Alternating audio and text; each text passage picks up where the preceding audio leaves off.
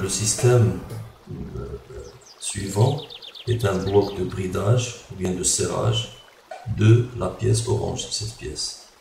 Donc l'objectif c'est fixer ou bien brider la pièce orange sur cette table, c'est la table d'une machine outil.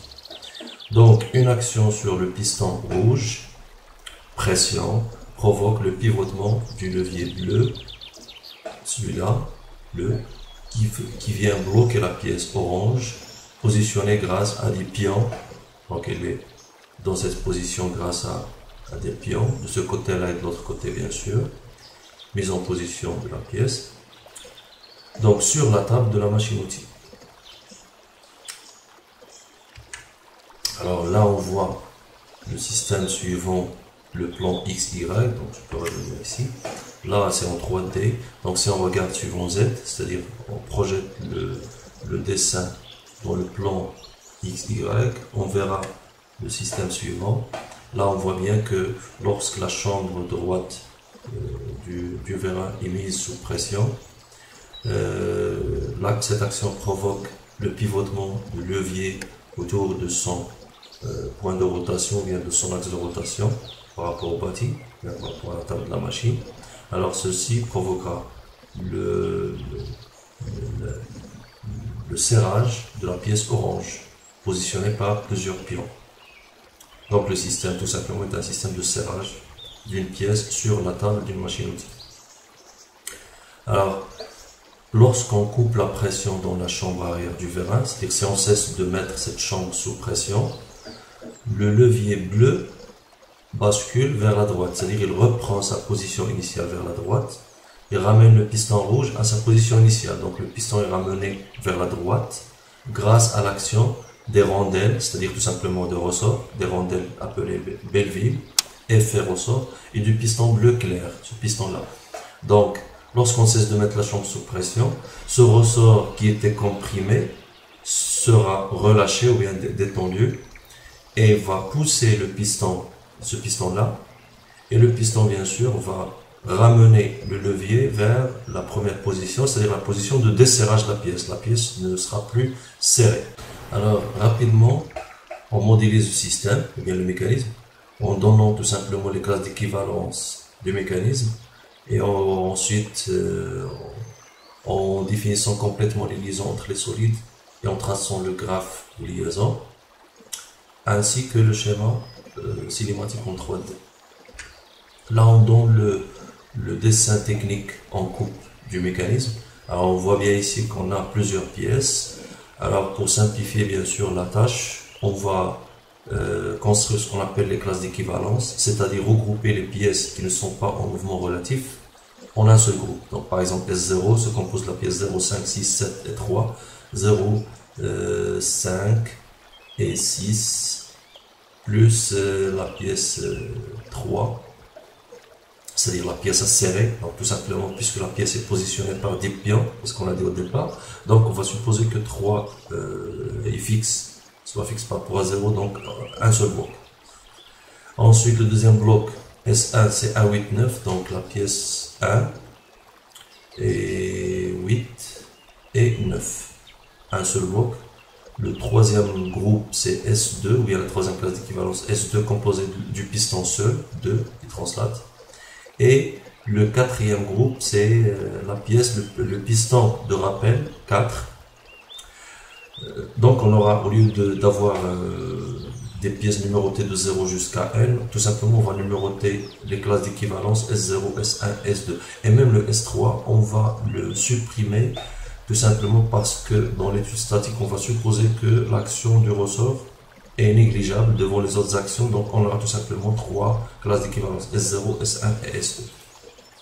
Alors ici la même chose mais en couleur, les classes d'équivalence en couleur. Donc S0 inclut bien sûr la pièce 3, est inclus dans le groupe S0, le groupe S1 en bleu, le groupe S2 en rouge, et bien sûr le groupe S3 c'est le piston vert, mais bien sûr on va négliger cette pièce ou bien cette action, puisque on va supposer que l'action du ressort est négligée dans l'étude statique qu'on fera après.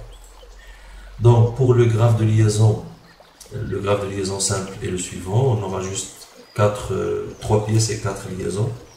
Donc entre S0 et S1, deux liaisons parallèles, une liaison linéaire rectiligne de normale BY, une liaison pivot d'axe CZ. Entre 0 et 2, une liaison pivot glissant d'axe AX. Et entre 1 et 2, une liaison ponctuelle de normale AX. D'où le schéma cinématique en 3D suivant. Composé bien sûr de 3 classes d'équivalent, bien de 3 pièces, S0, S1, S2. Donc la partie fixe c'est S0, la table plus les pièces liées à la table. Le vérin, bien le piston du vérin. Et en bleu c'est le levier commandé par le vérin pour serrer la pièce orange ou bien la pièce à brider qui est bien sûr maintenant il est fixé ou bien il est lié à S0. Donc on peut donner les différentes liaisons. Au point C c'est une liaison pivot d'axe CZ. N'oubliez pas que là c'est l'axe Z. On a dit qu'on regarde le schéma suivant le plan XY. Donc Z est perpendiculaire au plan de vision. Donc ce sera une liaison pivot suivant l'axe CZ. Liaison linéaire rectiligne de normale BY, la deuxième liaison point B, donc entre S1 et S0. Entre S1 et S2, une liaison ponctuelle de normale AX, là c'est l'axe des X. Et entre 0 et 2, et entre S0 et S2, une liaison pivot glissant suivant AX. D'où le graphe de liaison suivant. Donc ça donne le graphe suivant. Bien sûr, on a gardé les mêmes couleurs pour les 3 pièces. On a négligé l'action du ressort. On fera l'étude statique suivante. D'abord les hypothèses. Le problème possède un plan de symétrie matérielle. Donc le plan de symétrie c'est le plan XY. Donc c'est un problème plan suivant le plan XY. Les poids des pièces sont négligeables devant les autres actions et l'action du ressort est négligée aussi. Les liaisons bien sûr sont supposées parfaites. Donc l'action connue ici c'est l'action du piston rouge S2 sur le levier S1. Donc une intensité de 500 newtons. Et on va prendre le point C comme étant une origine du repère. Donc C0, et on donne les coordonnées du point A et du point B. Donc, premièrement, on trace le graphe des actions mécaniques. Alors ici, le graphe des actions mécaniques ressemble au graphe de liaison, puisque normalement, il faut ajouter l'action d'apesanteur. Or, on a dit que les poids sont négligés. Donc là, le graphe des actions mécaniques ou bien le schéma d'analyse, normalement, est équivalent à un graphe de liaison. Donc l'action donnée, bien l'action connue, c'est cette action suivant X. Ponctuelle de normale à X. Donc, première étape, on va isoler 1. Donc on isole 1 et on détermine les actions extérieures. Ou bien on fait le bilan des actions mécaniques extérieures. Donc on a le cercle d'isolement inter-liaison vous donne les actions extérieures à S1, c'est-à-dire le torseur de S1 bar sur S1. Donc on a un contact ponctuel au point A, c'est l'action de 2 sur 1, donc torseur taux de S2 sur S1 ou bien de 2 sur 1. Ensuite, le torseur de 0 au point B de 0 sur 1, action de 3 sur 1, normalement ici 3 appartient à la classe d'équivalence S0, donc ça sera 3 sur 1, ou bien on peut dire que c'est l'action de S0 sur S1, c'est la même chose. Ensuite, l'action de S0 sur S1, puisqu'on a deux liaisons en parallèle. Alors c'est un contact cylindrique en C, on a dit que c'est une liaison pivot d'axe CZ, donc action de S0 sur S1 ou bien de 5, la pièce 5 sur 1. Puisque 5 et 0, les deux appartiennent à la même classe d'équivalence. Donc voici les trois actions extérieures exercées sur S1.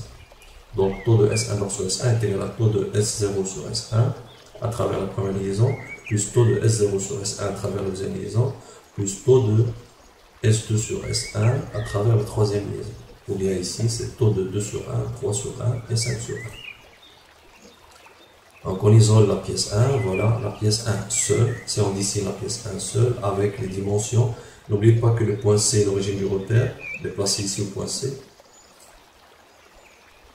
on fait le bilan des actions mécaniques extérieures.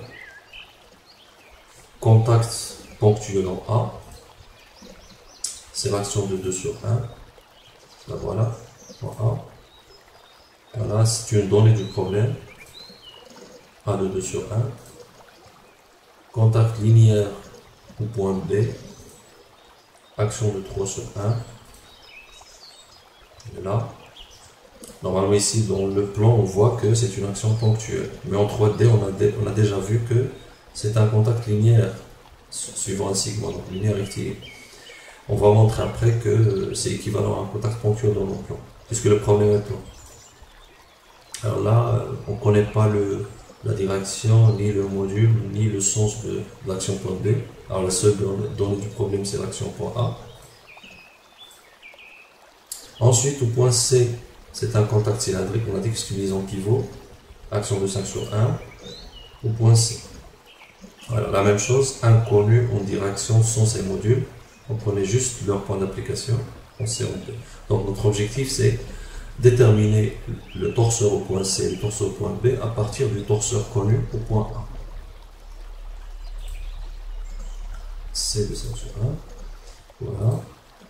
Donc on choisit un point pour exprimer les 3 torseurs. Après avoir isolé un, on a dit qu'il y a 3 torseurs extérieurs, 23 actions extérieures. Donc il faut écrire tous les torseurs en même point. Alors ici, on choisit le point C et le repère associé. Ce qui nous permettra d'éliminer des inconnus de l'action mécanique en C. Donc tout simplement, si vous avez plusieurs choix pour écrire tous les torseurs, là on peut écrire tous les torseurs au point A, au point B ou au point C. Alors, pourquoi on a choisi le point C? Parce que tout simplement, au point C, c'est une liaison pivot. Donc il a combien d'inconnus? D'après le torseur de la liaison pivot, ce torseur, normalement, a 5 inconnus statiques. Alors qu'en point B, puisque c'est une liaison linéaire rectiligne, ça veut dire 4 degrés de liberté, donc il aura seulement 2 inconnus.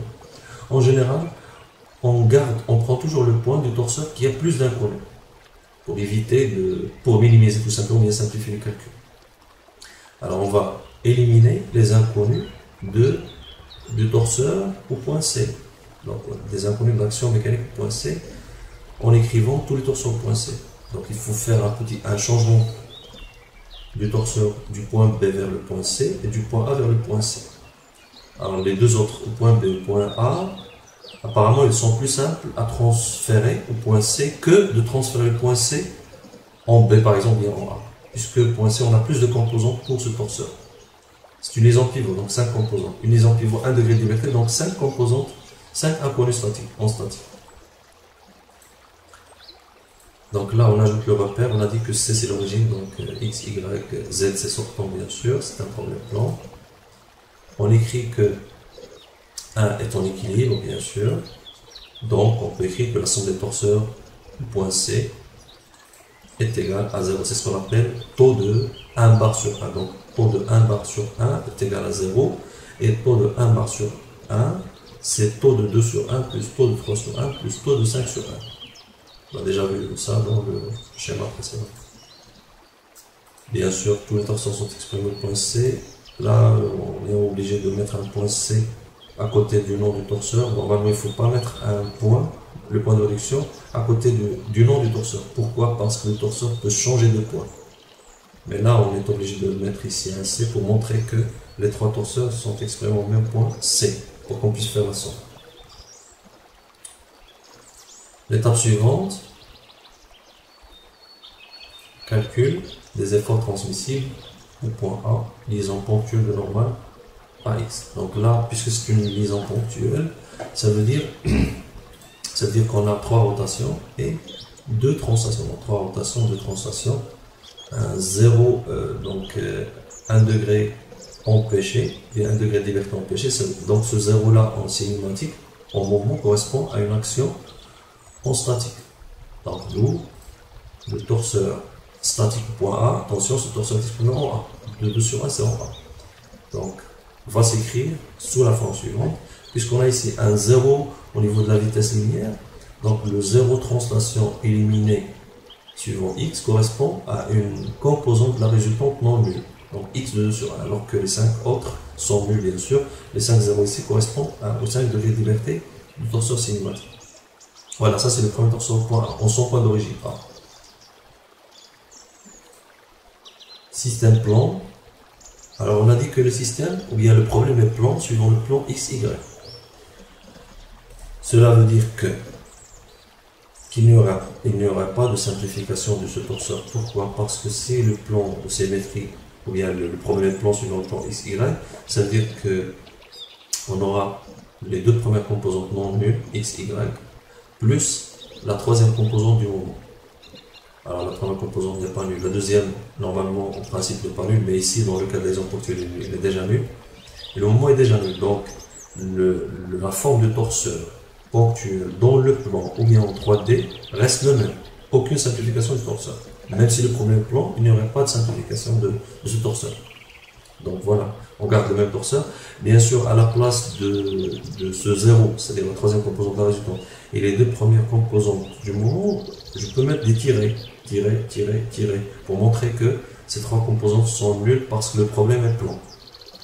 Mais ici, dans les deux cas, elles sont nulles, que ce soit dans le plan B en 3D, les trois composantes ici sont toujours nulles. Je parle de la composante Z et la composante LM. Donc Z et L et M sont toujours nuls si le problème est plan suivant le plan XY. Alors je passe maintenant à la deuxième liaison au point B. Donc c'est une liaison linéaire rectiligne. Là on voit ici que la ligne de contact est suivante Z, donc Z est sortant, et on a dit que c'est un problème plan. Donc je peux déduire que là, puisque la normale ici, la normale c'est Y, ça veut dire que les deux translations se font dans le plan XZ. Donc deux translations dans le plan XZ et la normale c'est Y, donc on ne peut pas avoir une translation suivant la normale.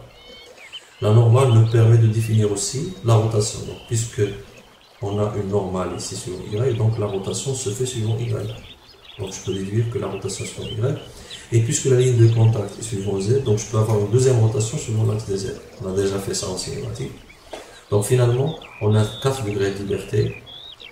Donc on aura deux inconnus statiques.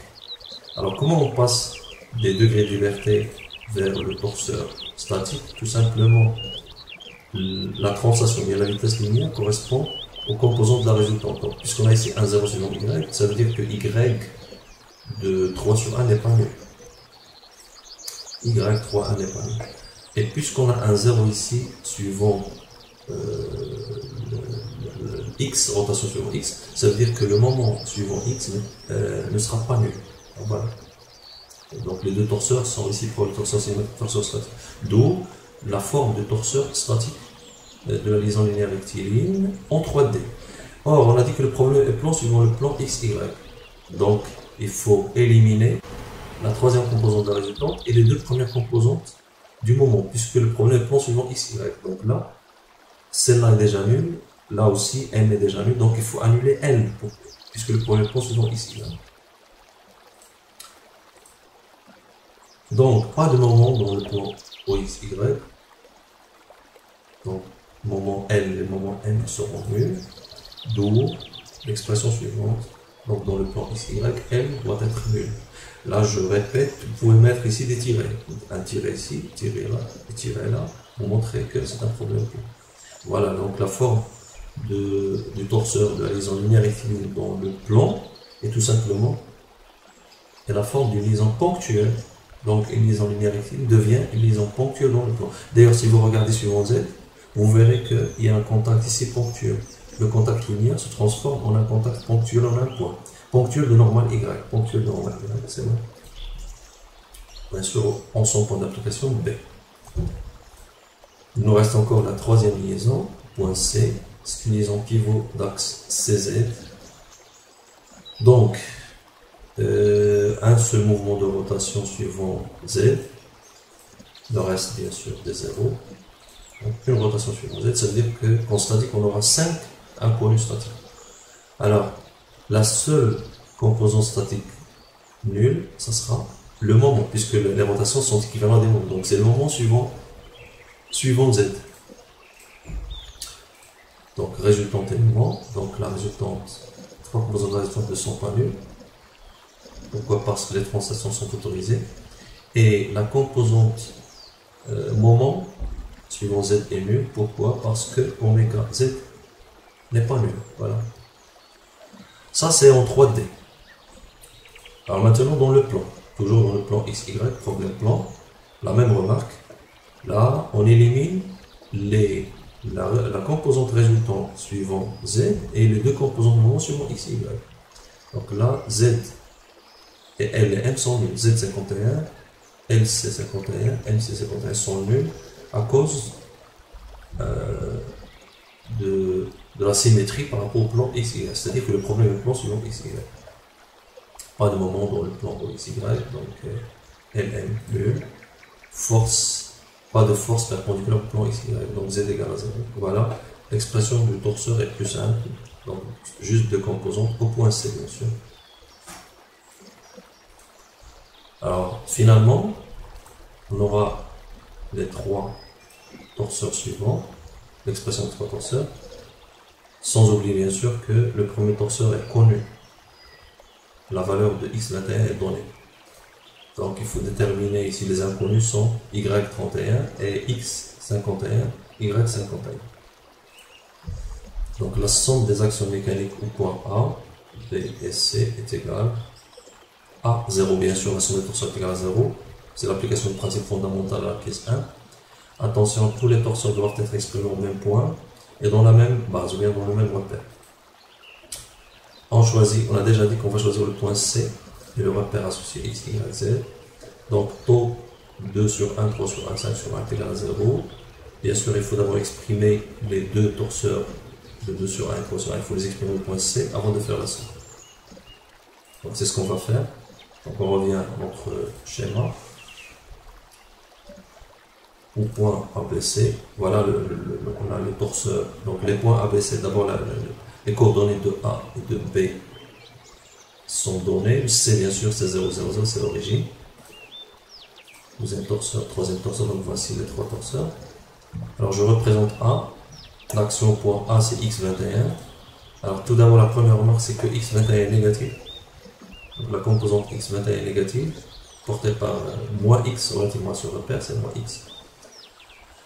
Et on commence, bien sûr là on peut même, cette fois on peut même ajouter le sens et la direction de B, puisqu'on a trouvé d'après le résultat du problème plan, on a trouvé que taux de 3 sur 1 a une composante suivant y. Donc y vers le haut ou bien vers le bas, normalement on peut analyser le fonctionnement. Si on exerce une action au point A, le levier va pivoter autour du point C, donc il va pousser la pièce à serrer, il va la pousser au niveau du point B vers le bas. Donc la réaction de la pièce à serrer sera vers le haut, donc l'action de la pièce à serrer sur la pièce 1, sur cette pièce, ce sera vers le haut. Donc normalement, logiquement, le sens est connu. Alors qu'au point C, on aura deux composantes, mais jusqu'à présent, on ne connaît pas leur sens ni leur direction. Donc ça, c'est P3 sur 1. Bien sûr, là, ça reste inconnu. Deux composantes, mais inconnues en sens et en direction, et en module, bien sûr.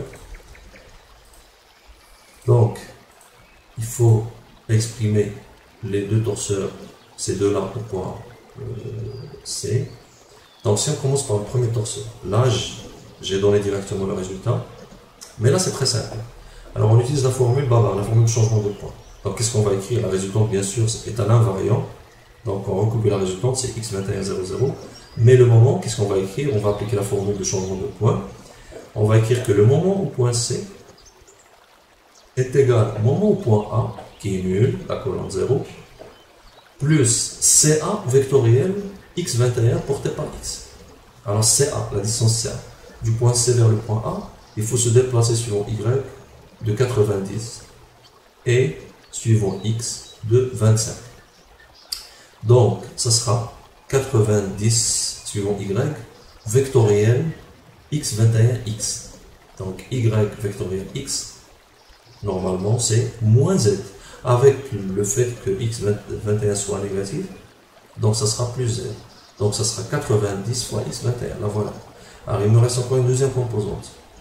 25 suivant x, vectoriel x21 suivant x. C'est 0. Voilà, d'où le résultat suivant. Donc, pour le deuxième torseur, la même chose. On va écrire que, donc on va recopier la résultante. C'est un invariant vectoriel, bien sûr. Et pour le moment, on va écrire que le moment point C est égal au moment point B nul plus CB vectoriel Y31 porté par Y. Donc CB c'est 45 suivant moins X, donc c'est moins 45, moins 25 suivant Y. Donc je commence par moins 45, donc moins 45 suivant X vectoriel Y31 suivant Y. Donc X, Y, c'est Z. Donc ça sera moins 45 fois Y31. Là voilà. Ensuite, moins 25 suivant Y, vectoriel Y31 suivant Y, c'est 0. D'où le résultat, moment est égal à moins Y31, 45. Voilà, on a changé les deux torseurs. Le troisième, bien sûr, déjà exprimé au point C. Donc là, on peut facilement faire la somme. Donc, les trois torseurs exprimés au point sont les suivants. Donc, le premier torseur de 2 sur 1, la résultante, c'est x21, que je peux remplacer par sa valeur. C'est moins 500. Et le moment au point C est égal à 500 fois 90. Donc ça sera 9 fois 5, c'est 45 000. Donc 45 000 newtons millimètres, puisque les distances sont en millimètres. Le deuxième torseur, tour de 3 sur 1 au point C.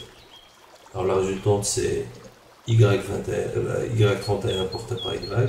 Et bien sûr, le moment, c'est moins Y31 fois 45. Et enfin, le troisième, bien sûr, déjà exprimé au point C, c'est X51, Y51. Ce sont des torseurs égales à 0. Et ainsi, écrire le théorème de la résultante statique et le théorème du mouvement statique. Donc, le TRS, c'est la somme des forces égale à 0. Donc, je somme les composants suivant X. Donc, ça sera moins 500 plus 0 plus X51 est égal à 0. TRS en projection sur Y, ce sera 0 plus Y31 plus Y51 est égal à 0. Bien sûr, il n'y aurait pas de TRS suivant Z, puisque le problème est plan, ainsi que le TMS au point C suivant X et suivant Y. Alors, ce sont des zéros, parce que le problème est plan, donc je passe directement à TMS au point C en projection sur l'axe Z. On aura seulement 3 équations au lieu de 6. Donc, TMS au point C en projection sur Z est égal à donc 45 000 moins Y31 fois 45 plus 0 est égal à 0. On peut montrer ici la première, l'action point A, donc X21, l'action au point B et l'action au point C jusqu'à présent inconnue. Donc, si on applique le TRS, donc le TRS nous donne deux équations que j'ai déjà citées tout à l'heure. Donc X51 moins X21, donc moins 500, puisqu'on a dit plus X21, mais attention, X21 est négatif, donc moins 500 est égal à 0. Le deuxième, c'est Y51 plus Y31 est égal à 0. Donc ça, c'est TRS. En projection sur X, Y. TMS, en projection sur Z, ça sera moins Y31, 45 plus 45 000 est égal à 0. Donc là, je peux déduire directement la valeur de Y.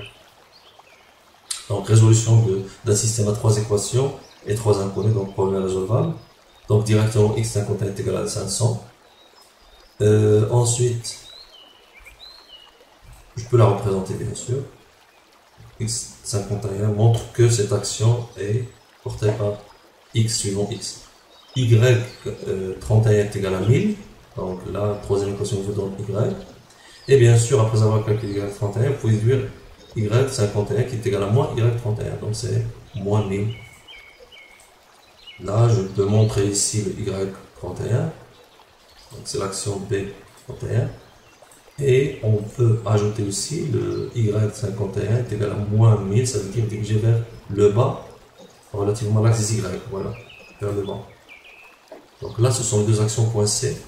Et bien sûr, après, je peux faire la somme graphique ou bien la somme analytique, c'est la racine carrée de 500 carré plus 1000 au carré. Ça nous donne l'action au point C, le module d'action au point C, que je peux représenter au point C.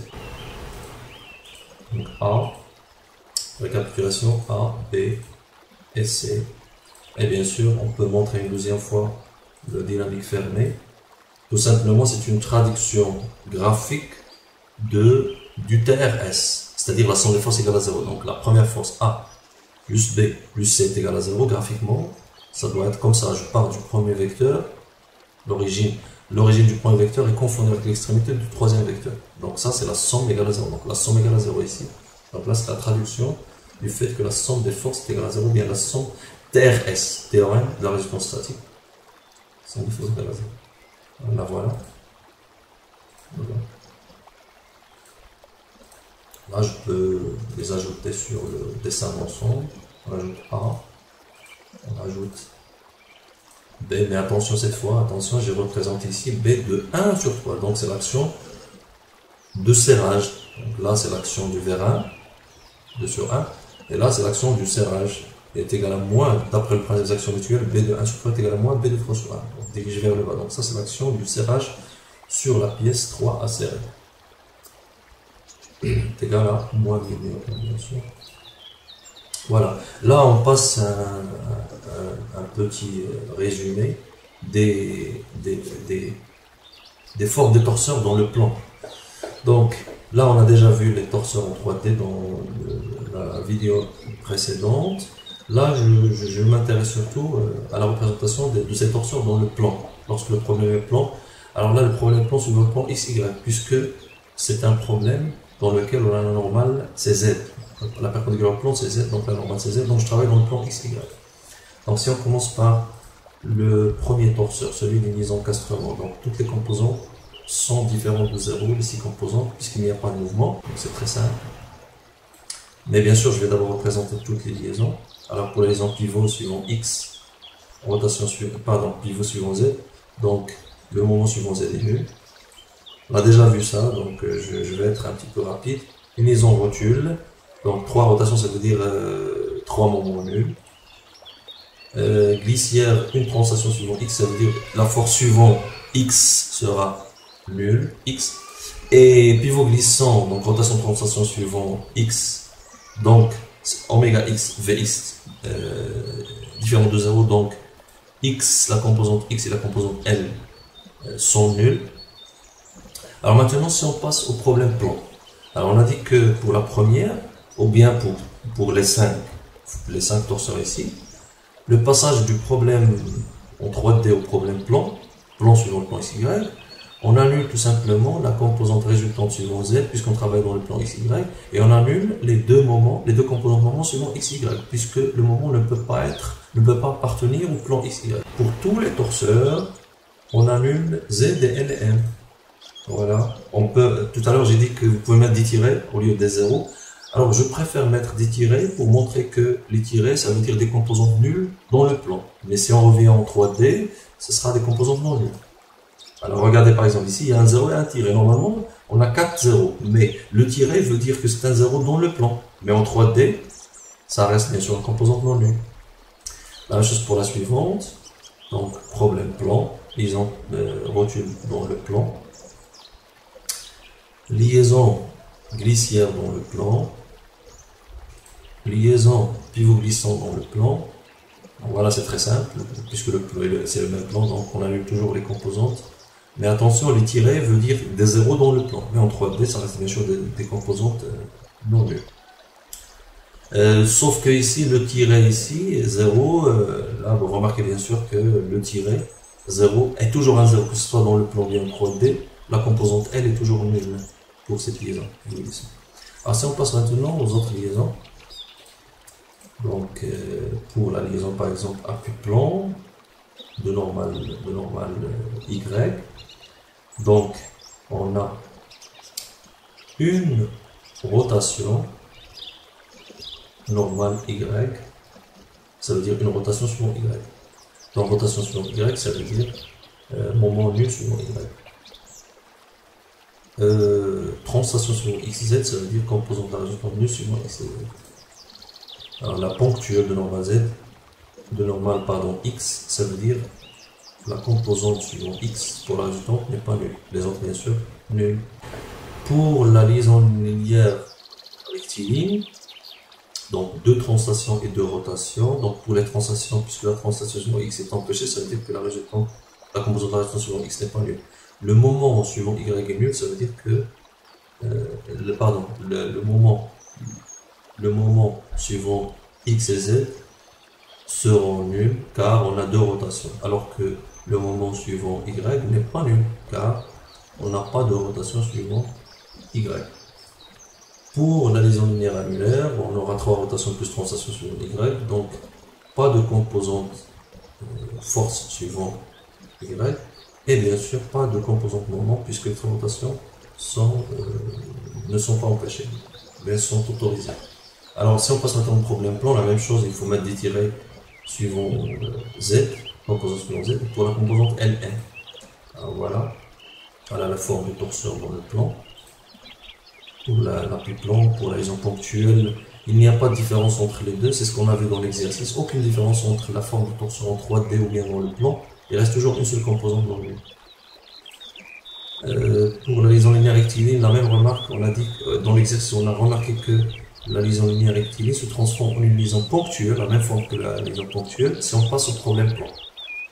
D'ailleurs, regardez les schémas, ils se ressemblent. Ça devient comme une liaison ponctuelle dans le plan. Linéaire annulaire, la même chose, se transforme en une liaison ponctuelle dans le plan.